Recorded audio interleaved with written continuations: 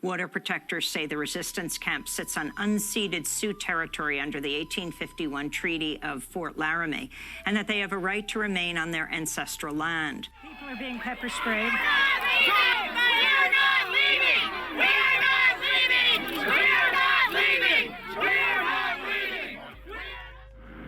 A guy was popping off shots. You don't care about that? I don't care about you people. You don't get it. You're fucking scum of the earth. Go fucking live somewhere else. Dakota Access Pipeline, settler colonialism, and the protest for Indigenous rights on stolen land. The Sioux tribe, also known as the Sioux people or the Sioux Nation, are also referred to as being a part of the Oahe Nation, or the Oahe people. The research question and argument that I am looking at in this video is how the construction of the Dakota Access Pipeline is a direct example of settler colonialism and its presence in contemporary US policy and in current terms of the United States today. I also explore through this research colonialism, legacies, and how policy has changed very little since the establishment of the United States here on stolen land. We will also be referring to the Dakota Access Pipeline as the DAPL for short. In my opinion, it has fallen out of popular media attention. Trending in around 2016 was the hashtag #NoDAPL, and essentially the protests against the finalized construction of this pipeline were very popular. Almost everybody knew what was going on, everyone was hearing about it, everybody was talking about it. And one of the reasons that I want to follow up on this is because I don't think a lot of us know what did happen with that pipeline. Indigenous rights are very important and are rarely considered in our public education system and are too frequently ignored. This is not an isolated incident. The Dakota Access Pipeline and projects like the Dakota Access Pipeline happen too frequently in too many places, not just here in the US. Settler colonialism is not in the past. It is present and it is all around. Historical context. The Sioux tribe has a very deep history with the US government. The Treaty of Laramie was written twice and discarded and broken both times by the government. Specifically looking at the Black Hills, which is area that the Sioux tribe have deep cultural, spiritual, and ancestral relationships with, and have had these relationships with this land for generations upon generations and long before settlers came to Turtle Island. First Treaty of Laramie drew boundaries saying which areas settlers would and would not infiltrate, and after settler groups went into the Black Hills area when they were not supposed to because they were violating the treaty doing so, they found a lot of gold in the Black Hills, and so they decided that they just wanted the land. So this started a notable war between settler, military, and the tribes that were living on this land. So for political context, in 1781 and 1787, the Article of Confederation and Constitution essentially had said, I quote, that they had the sole right of managing all affairs with natives. So this essentially is an excuse for breaking any type of treaty that they make and for doing anything that they do. So what is the Dakota Access Pipeline? It is a nearly 2,000 mile long pipeline, exactly 1,172 miles long. It is a pipeline that was built with the intention to carry crude oil from the Bakken oil field in northern North Dakota, down towards Patoka, Illinois. And this pipeline was a part of a much larger pipeline going all the way down to Texas. The construction of this pipeline had begun in 2015 by the American Energy Oil Company Energy Transfer Partner. Opponents of the pipeline began making headlines in 2016, though I do want to note that there were always opponents and there were always protests that were going on. It is just that at this time, media attention blew up. Large protests, indigenous groups, and international protesters all were speaking against this, and this had all followed right after the Army Corps of Engineers giving the company approval to build around these native lands and on these native land, despite tribal disagreement and immense protest. So because of this media attention, construction was held off in court. And with media circulation declining, construction got built in silence. To many people, not to this community, it was extremely apparent, definitely not silent. So, some of the reasons for protesting were the deep concerns of water pollution because of the high possibility of leaks that inherently come from pushing oil, immense amounts of oil. I believe it's well over hundreds of gallons of oil are pumped through these pipelines per day. Another reason for protesting was that it was built on native land that was not ever essentially ceded to the US government. This tying back to the Treaty of Laramie, the Second Treaty of Laramie, being broken and boundaries essentially being completely being up to the government and completely just being taken. This land was stolen. That is something that is so very important to highlight. And one of the largest other reasons for protesting was that the Dakota Access Pipeline is the continuation of oppression and violence by the government against Native communities. Importantly to know is that the Dakota Access Pipeline was moved away from its original location because of the protest in that initial location, which was a predominantly white city. The Dakota Access Pipeline is referred to as the Black Snake in Sioux country,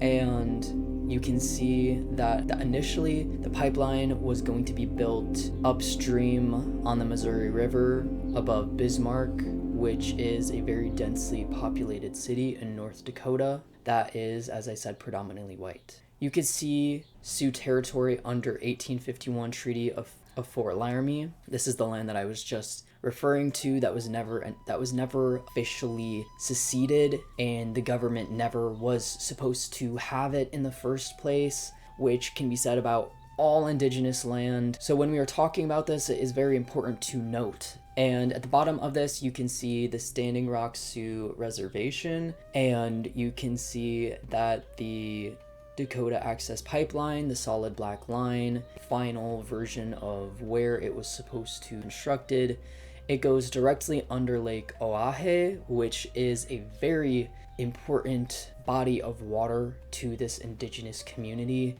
and it is their main source of water. So pollution to this area is not only a health concern, it is a cultural and spiritual concern as well, and this was brought up by many water protectors that were protesting.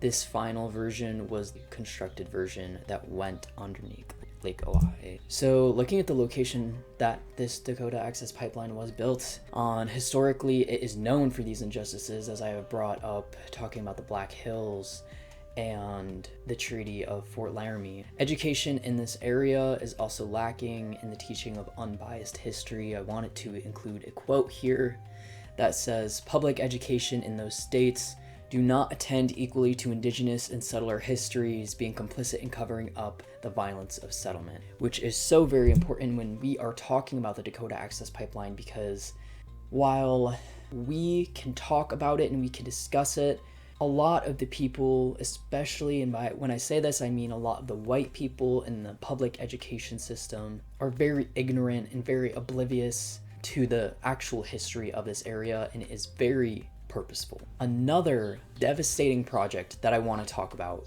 in terms of the Sioux tribe and in the surrounding area near where the DAPL was constructed is the Oahe Dam.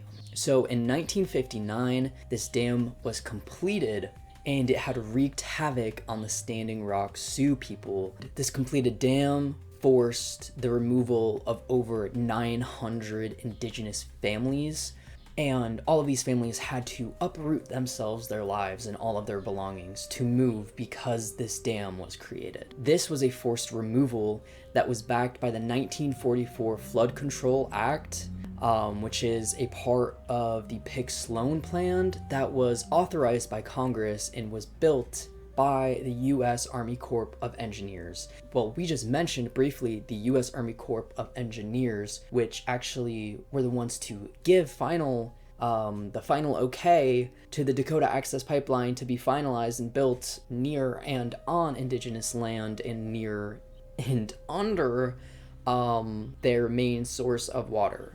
And I do need to note that Indigenous people were completely against the building of this dam because they knew that it would cause destruction to the environment, that it would completely destroy the land that they were living on and the land that they came to know for so many generations. The dam, of course, was completed anyway, and these people were removed from their land, not only by the havoc that ensued, but by the people who were building the dam. I'm pretty sure that it was those who were working for the corps came into this area months before the dam was going to even be completed and would have caused any harm to this community at that time. And they said, you guys need to leave right now. You need to leave tonight because all this stuff is going to happen. So many Indigenous families had to move into trailer homes where they had to pay to live there, to rent them. And they stayed there for months in terrible conditions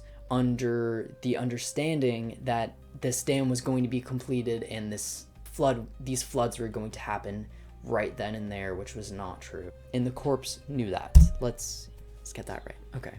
So what has my approach been to doing research on that? I did research into the Treaty of Fort Laramie, and I did research into events prior to the Dakota Access Pipeline, as we are talking about, so that I could have a better understanding of why the Dakota Access Pipeline could be built, why it was given the okay by so many people, including the government, of course. The government had full say over anything that was going to happen in this area, and they said it was okay under the guise that it is a public good because it would make oil essentially cheaper. The construction of this pipeline destroyed so many cultural sites, but the Dakota Access Pipeline being built through this land that was never seceded and built underneath this waterway that is also supposed to be protected for this Indigenous community, as they are supposed to have the right to it and access to it being clean for them to live off of. It is just insane. The government is the reason that this was completed. I got a lot of my information from Indigenous sites. I also looked through the U.S. National Archives and Records Administration. I also looked at articles on the Dakota Access Pipeline itself. And while doing this research too, I looked at what Energy Transfer Partners, this company that created and is benefiting off of this pipeline, I looked at what they had to say too, which was completely different than anything else I was looking at. It was very, very stark difference. So while doing research for this, I compiled a table to better understand exactly how much land was stolen from the Sioux tribe.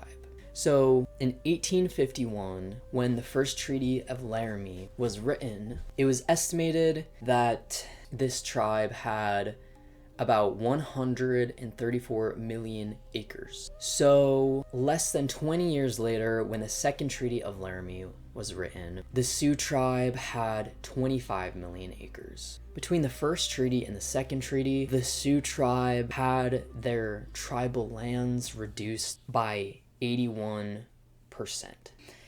It wasn't until 1887 that the Sioux tribe reservation began to be split up into allotments by the government. So this is when it gets a bit confusing to keep track of for me. But moving on from that, I need to note as well that current day, the Sioux tribe has 2.3 million acres of land. And if you are comparing that to 1851, when they had 134 million acres, that is essentially a decrease in 98% of their initial lands that were acknowledged, at least, by settlers coming into this area and literally stealing land, writing treaties saying, let's follow this together, everything will be fine, we'll stop fighting if you guys listen to this treaty, let's sign it. Some of you guys don't agree with it, but we're gonna say you signed it, you know? It is just so important to understand the history of this area idea and of these people when we were talking about the Dakota Access Pipeline, because it is so deep and is so intense. So I did some research as well into the stakeholders in the Dakota Access Pipeline. Who owns it? How do these people have the money to make this pipeline, right?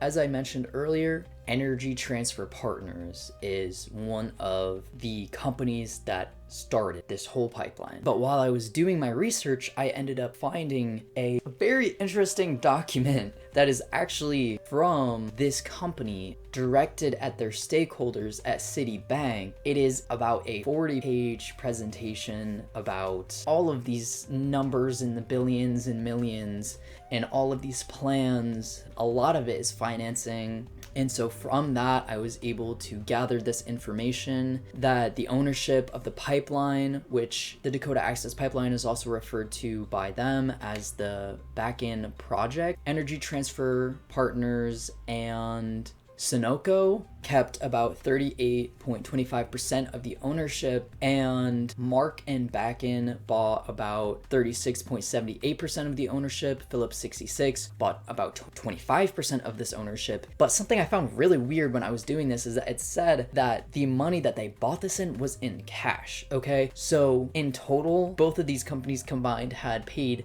over $2 billion in cash. Can you imagine that? To ETP and Sunoco to buy parts of this pipeline so that they could invest and have future gains, essentially. Energy Transfer Partners had put this money down to fund this project and to finish the construction of the project. Energy Transfer Partners was the main overseer of the construction, and Sunoco is one of the largest companies that was buying this oil and giving it to consumers. Other investors, notable investors, there's a lot of them. I'm not going to go through all of them, but about 175 million came from Citibank. Other companies include the Williams companies, BlackRock, Vanguard Group, Bank of America, JP Morgan, TD Bank. And it's very important to know who is funding this, because when this project was initially facing a lot of flack from media, people had decided, we are going to boycott these companies that are giving this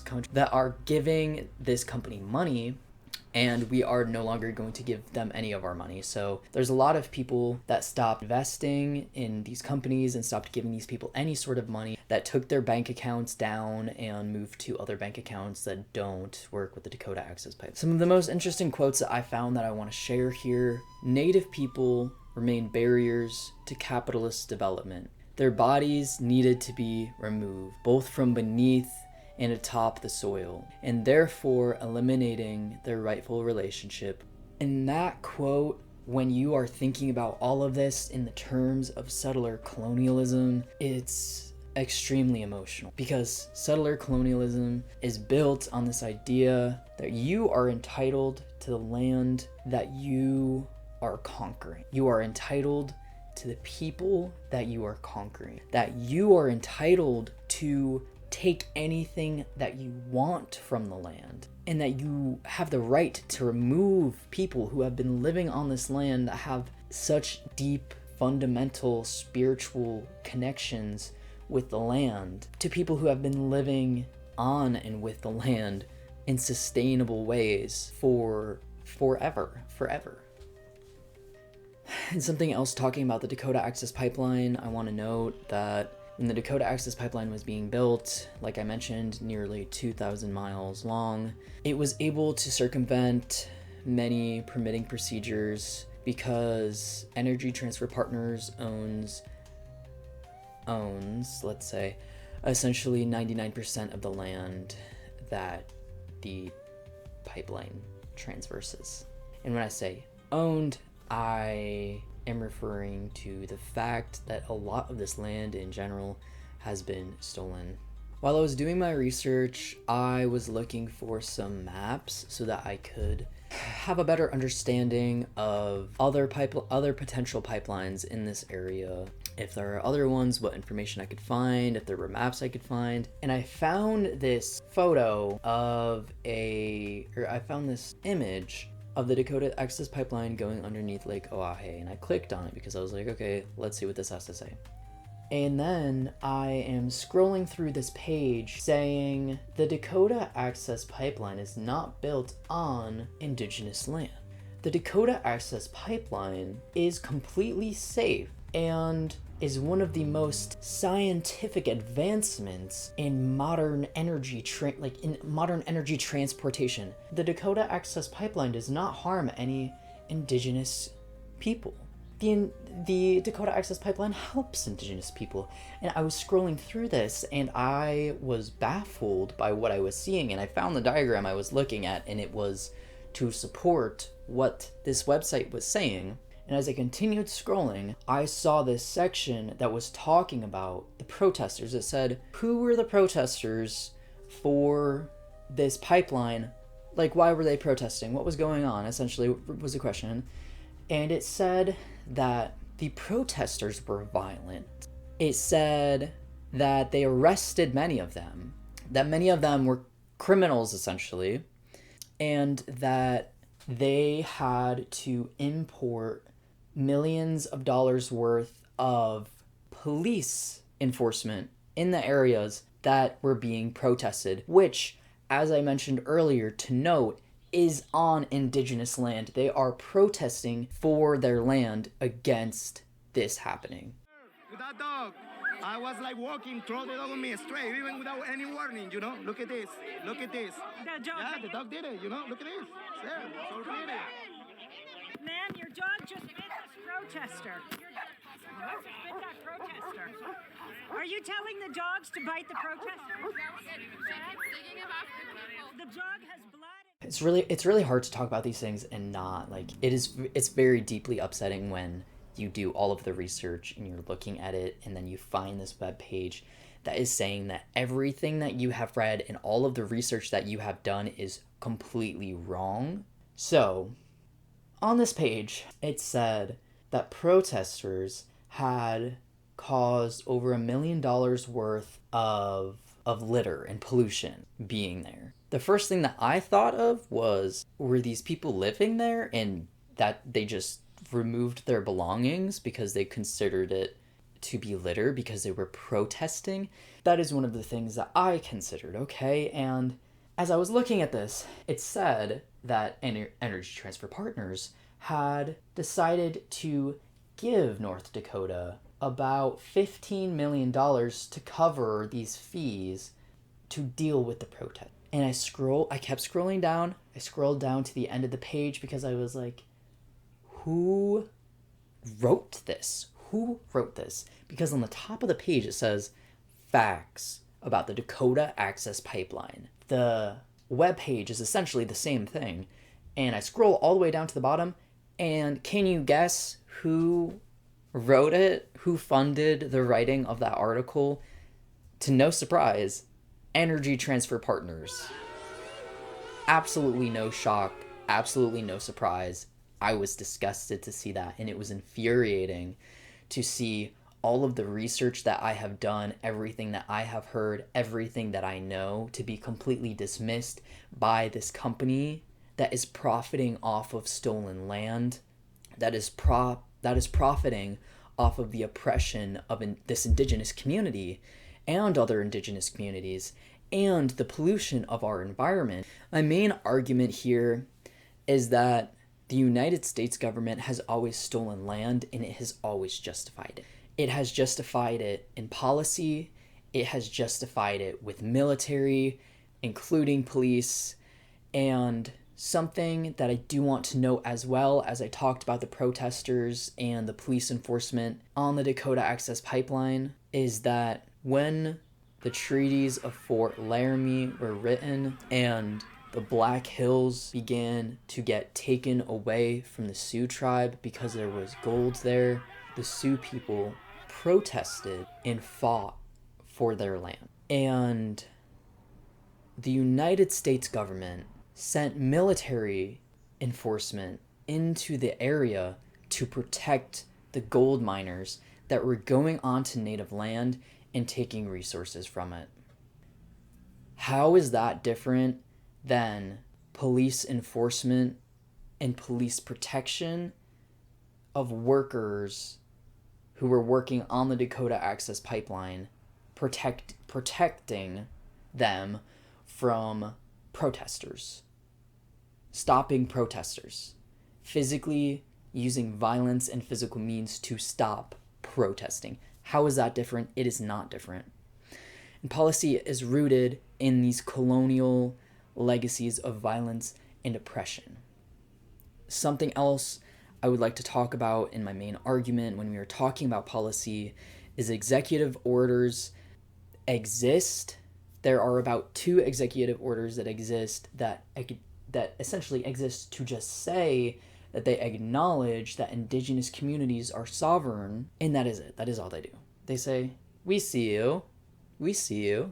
And an advisory council or an advisory board of, I believe, Indigenous communities exist as well that are supposed to help reflect Indigenous group rights, give them voices, and to be able to have these companies like the Dakota Access Pipeline had to go to an advisory council and be like, well, this is our plans, like, what do you guys think? And the Sioux tribe was like, no, we don't like this. These are all of the reasons we don't like this.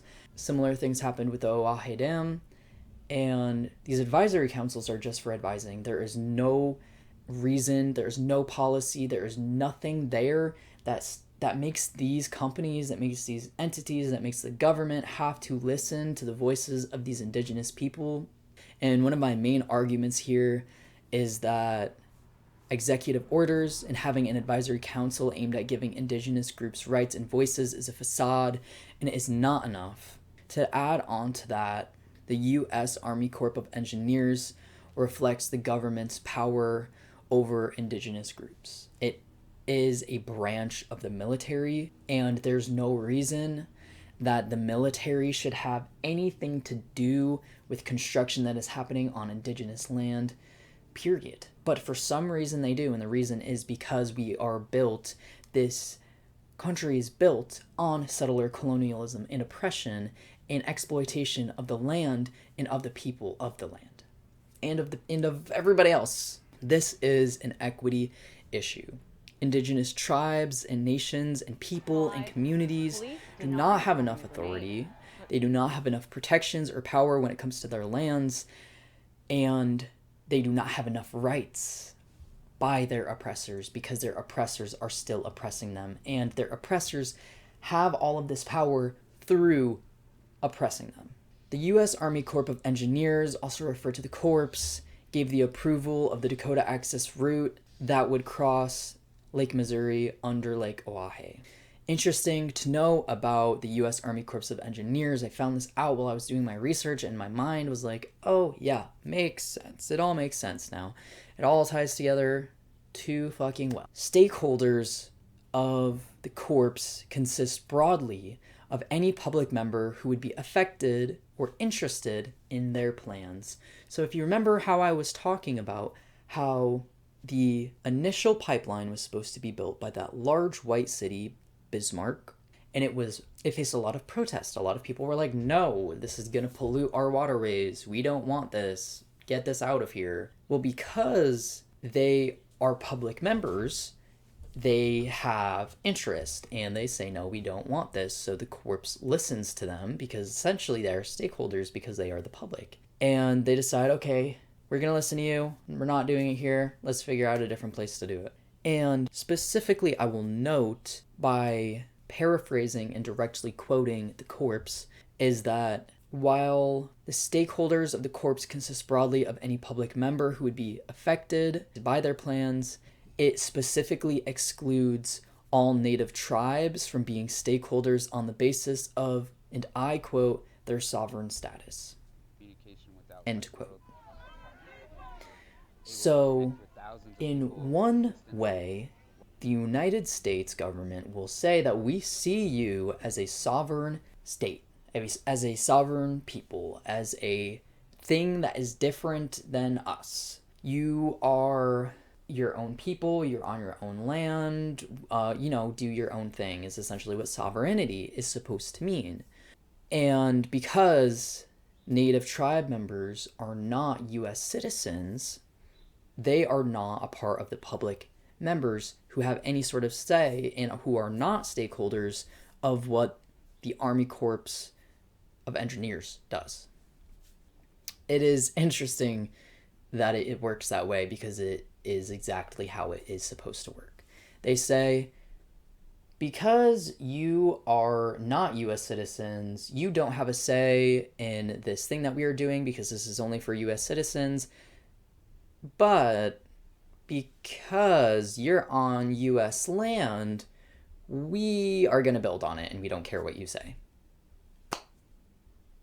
It's U.S. land in the first place because it is stolen.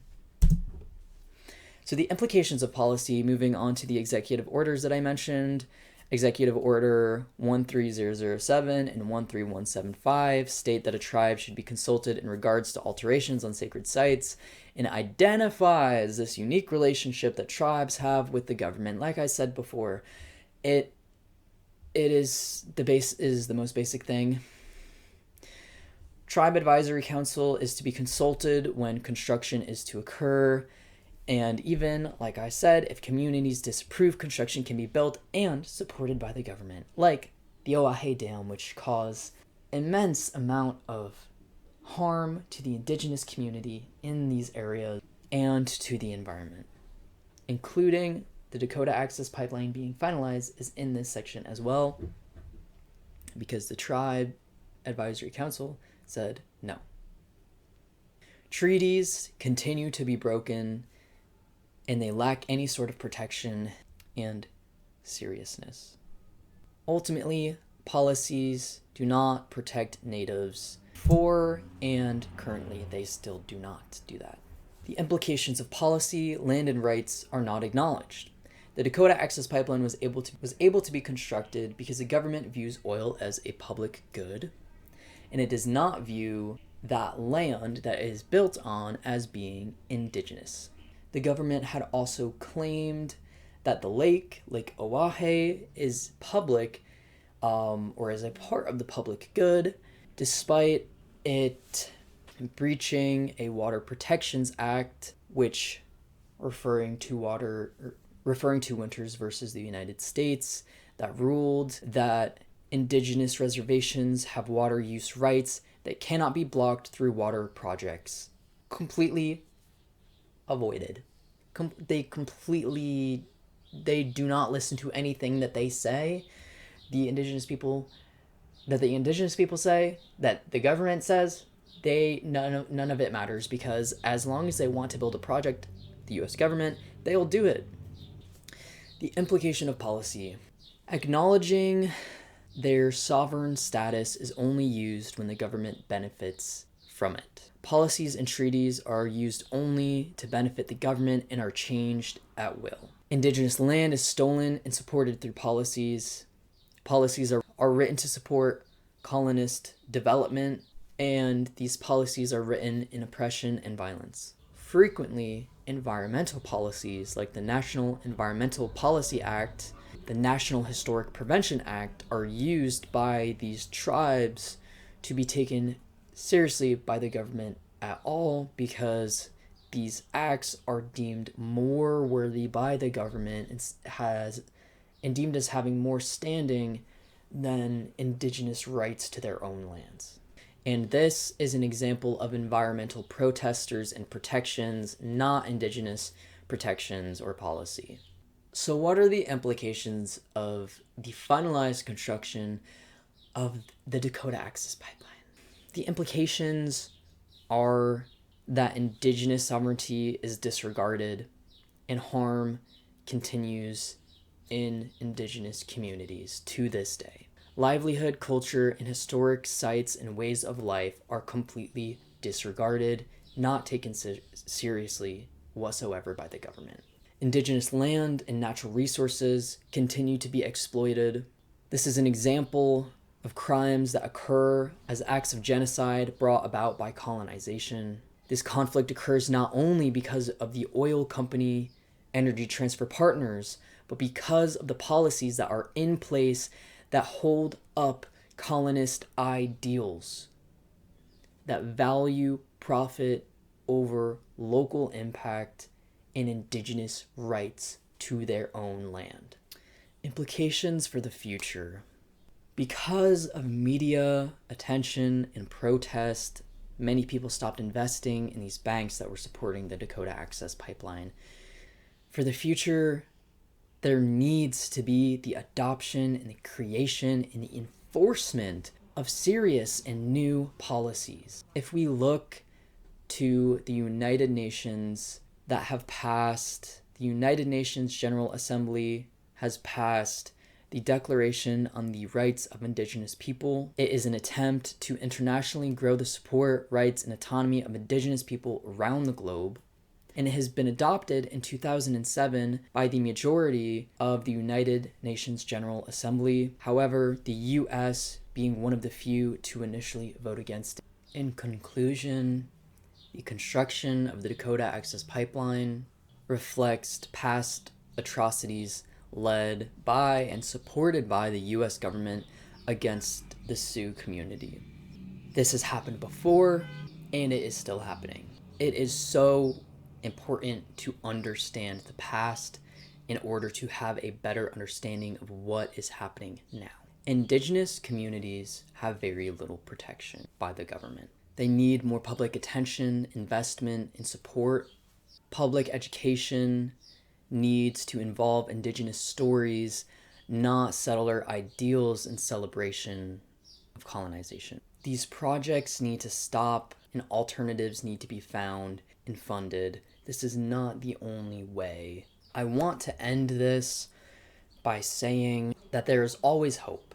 There's always hope for the future. And it is important that we have that hope. But it is also just as important to understand history, to understand the facts, to understand what is going on in the world, to be aware of it, to bear witness to it, and to listen to the voices of the people who are being directly impacted and affected.